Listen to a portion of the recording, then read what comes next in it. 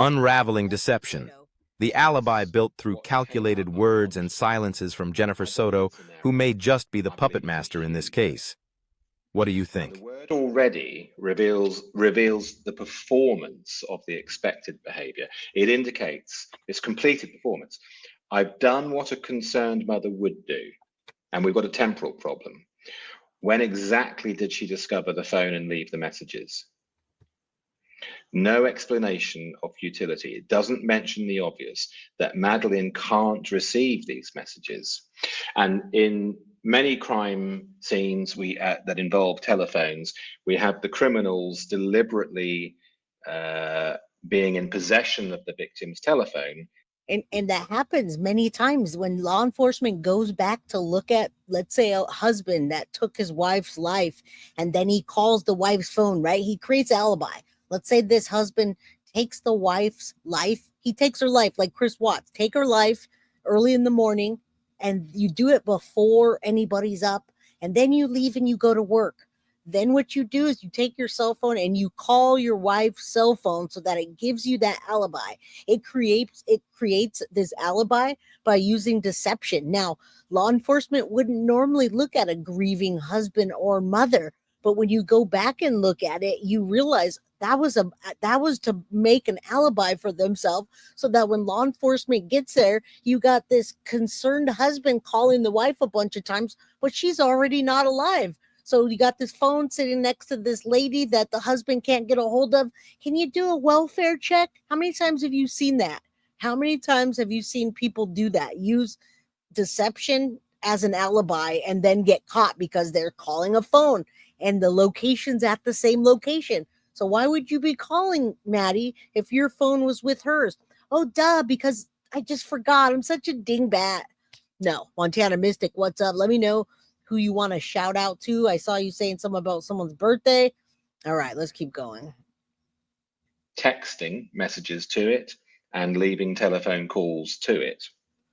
So with right, Jenn Soto has infinite possibilities, and yet immediately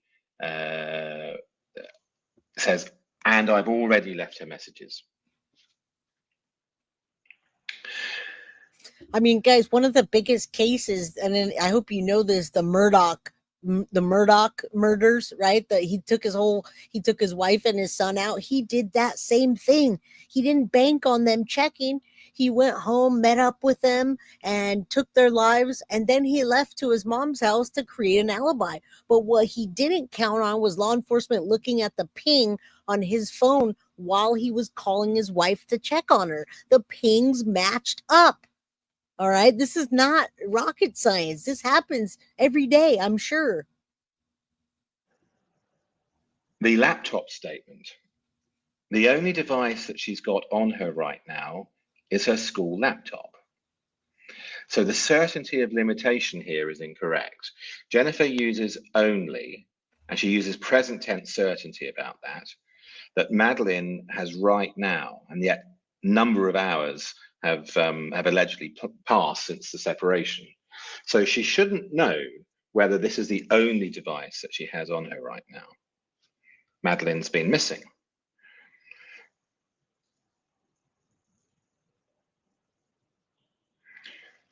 Let's go back to the analysis because we're getting ahead of ourselves. But since you've seen this, we might as well cover it briefly.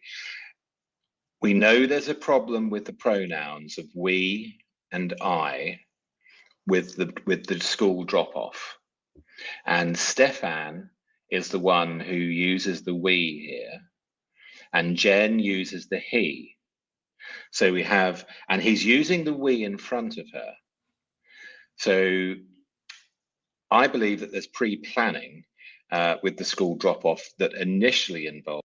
Absolutely. We've all talked about this 100 times, and thank you, Veriscope, for doing this and picking up on these things. I really do advise you to go to his channel and subscribe. He's awesome, and he's doing this to help further investigations. I don't know if he works with law enforcement outside of this, but let me tell you, this is very helpful.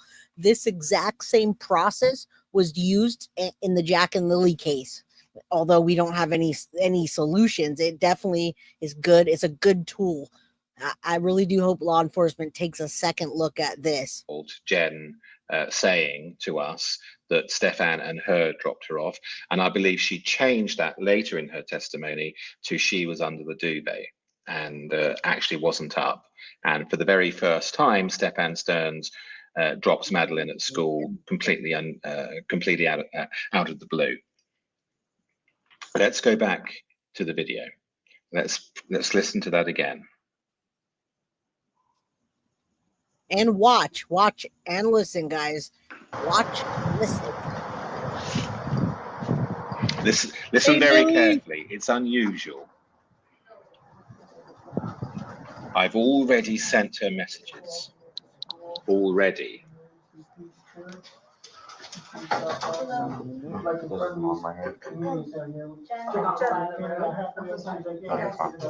By any chance, does she have a phone number? A phone? She does, but she left it at home today. I haven't. Okay. So And I'm going to try to play it a little bit longer, but check out how scripted this is. You guys have been here with me. You've been there, done that. Everything she says, if you close your eyes and just listen to what she's saying, it sounds like this. Dut, dut, dut, dut, over and over. It's so scripted that all I hear is certain words over and over again to establish her alibi by using deception and aligning with Stephan's story. Again, I think it's a combination of Stephan and her that came up with this story. Absolutely. Thank you, Nath and Randy B. You're right. Absolutely scripted. Close your eyes and listen to her talk, and it says duh, duh, just keywords over and over. So there's the prepared statement. And I've already gone through her messages. Okay. How about, does she have like Apple Watch? She's got a device. The only device she's got on her right now is her school laptop. Her school laptop? Is that trackable? Yes, yes. I don't think so. It should be. Hey, is this you, Rebecca? Can you hear me now? Hello. You guys say hello to Can You Hear Me Now? This is grandma of Corey Michelow. You remember little Corey Michelow, Brianna Michelow, the abuse in New Jersey, Christopher Greger. Anyway, prayers for the for this family, the Michelows, and hello, everybody. Hello, says hello. We always love when you come by. Wi-Fi's turned on, it'll try to connect to new Wi-Fi. So by like circle here. Okay. Does she know all the history of LA or anything like that? She's hanging out. Possibly, I don't know. She got dropped off. She was like, so she's in Belarus by his car. So she didn't want to be dropped off at school. She wanted to be dropped off like half a block away so she can walk. Yes. She's in a phase. But he dropped her off half a block away and drove away.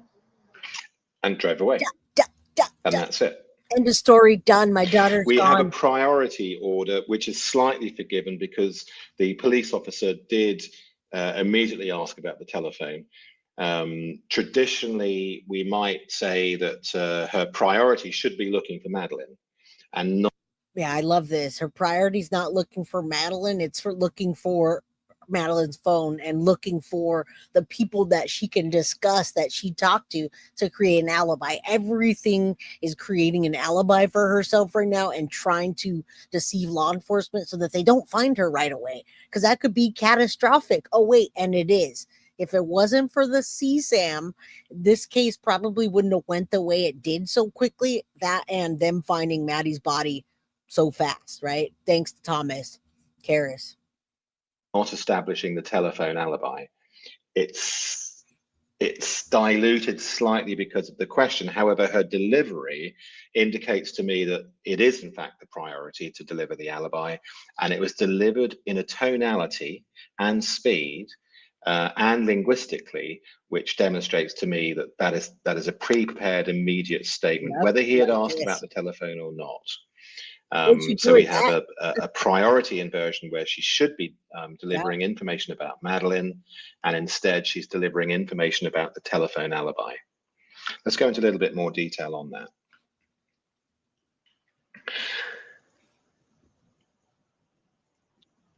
I mean, you guys can look at the words almost and say, geez, how didn't law enforcement arrest her already?